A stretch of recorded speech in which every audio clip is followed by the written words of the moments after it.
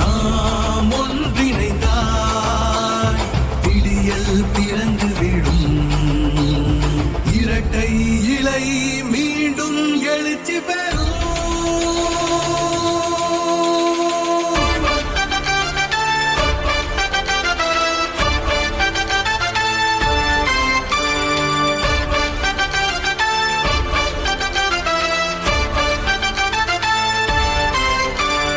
தமிழா தமிழா விழித்தெழுவோம், தமிழ் மண்ணில் விடியலை விதைத்தெழுவோம்.